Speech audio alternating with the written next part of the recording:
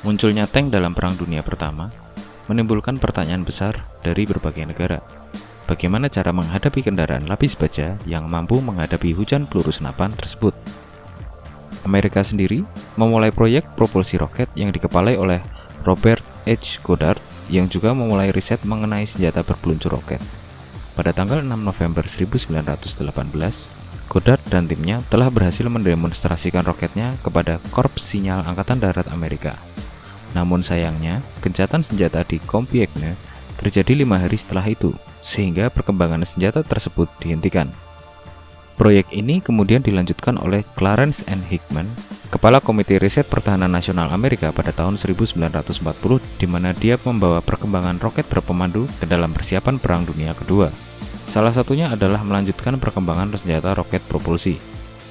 Perkembangan hulu ledak dalam menghadapi kendaraan lapis baja telah ditemukan dalam bentuk peledak terarah atau shaped charge. Amerika telah menghasilkan granat shaped charge yang dapat digunakan oleh pasukan infanteri. Granat ini dapat menembus lapisan sampai 60 mm.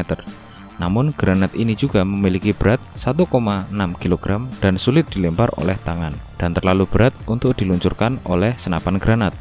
Situasi yang memungkinkan granat ini untuk diluncurkan adalah dengan menaruh granat ini tepat di atas tank, di mana hal ini susah dilakukan dalam medan tempur.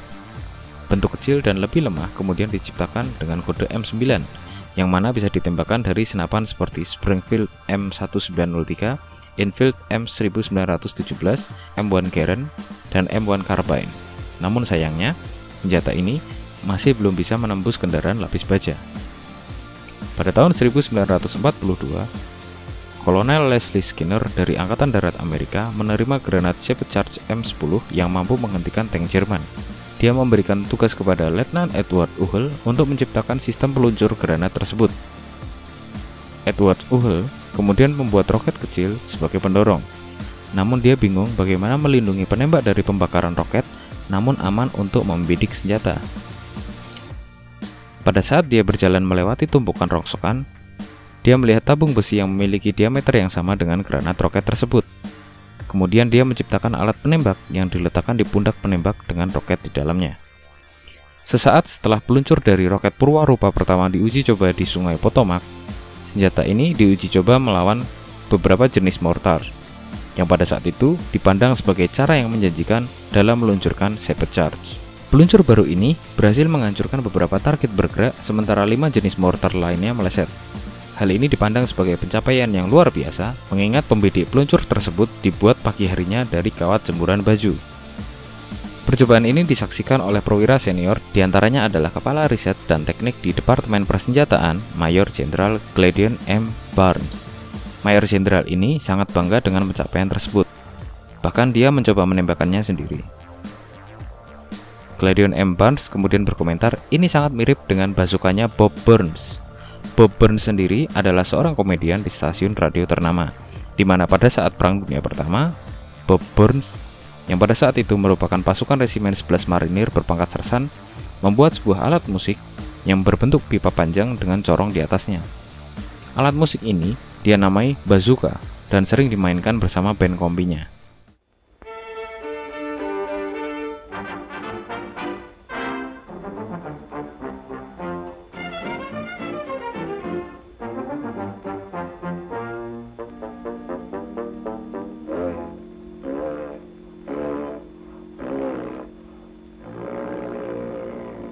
Oh my darling, oh my darling, oh my darling Clementine, you are lost and gone forever, awful sorry Clementine.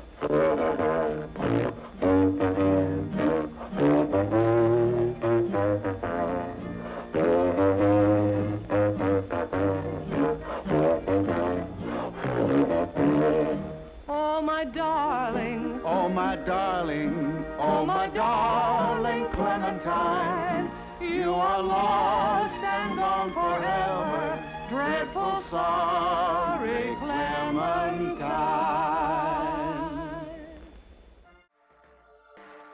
Pada bulan September 1942, bazooka mulai diturunkan dalam medan Afrika Utara. Namun, medan padang pasir memberikan sedikit perlindungan kepada penembak bazooka sehingga bazooka jarang dipakai. Sementara itu, Amerika memberikan sejumlah bazooka pada pasukan Rusia untuk digunakan dalam front timur. Dalam pertempuran sengit di front Afrika dan front timur, akhirnya sejumlah bazooka jatuh di tangan pasukan Jerman, yang pada saat akhir tahun 1942 merilis Raketenpanzerbusch atau RPZ-B 54 Panzerschreck. Pasukan Jerman menaikkan diameter hulu ledak dari 60 mm yang dimiliki oleh bazooka menjadi 88 mm. Panzerschreck ini dikenal lebih bertenaga dan lebih mematikan bagi tank dibanding bazooka. Di akhir tahun 1943, walaupun dengan model baru M9 bazooka dan roket baru M6A3, laporan mengenai efektivitas senjata ini melawan kendaraan lapis baja Jerman menurun. Hal ini karena tank baru Jerman memiliki lapisan baja yang lebih tebal dan desain yang lebih bagus, ditambah dengan penemuan Space Armor dan Skirt Armor. Penemuan ini memaksa penembak bazooka untuk mengincar area kendaraan yang kurang terlindung seperti trek, roda, maupun kompartemen mesin di belakang. Pada bulan Mei 1944, Jenderal Patton mengatakan kepada koleganya bahwa tujuan bazooka bukan untuk memburu tank, namun sebagai pertahanan terakhir untuk menahan tank yang akan melibas infanteri. Kesuksesan Panzerschreck membuat Amerika untuk mengubah desain bazooka seutuhnya pada akhir Perang Dunia Kedua, yang kemudian lahirlah M20 Super Bazooka.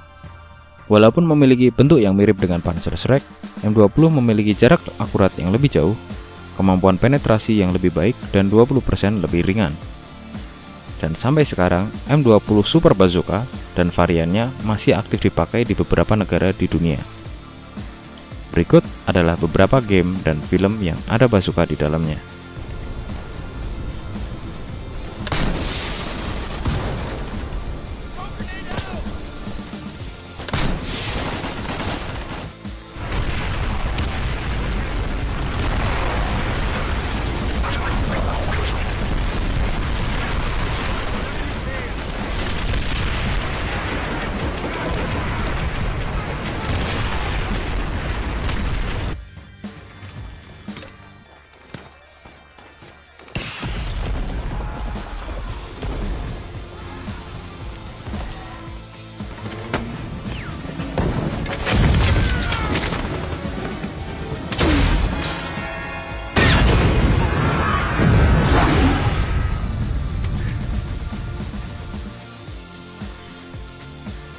Jenderal Dwight Eisenhower menyebutnya sebagai salah satu dari 4 alat kemenangan atau Tools of Victory yang memenangkan sekutu dalam Perang Dunia Kedua bersama dengan bom atom, jeep, dan pesawat transport J-47, sebuah roket mini, alat musik, dan penembus tank, bazooka.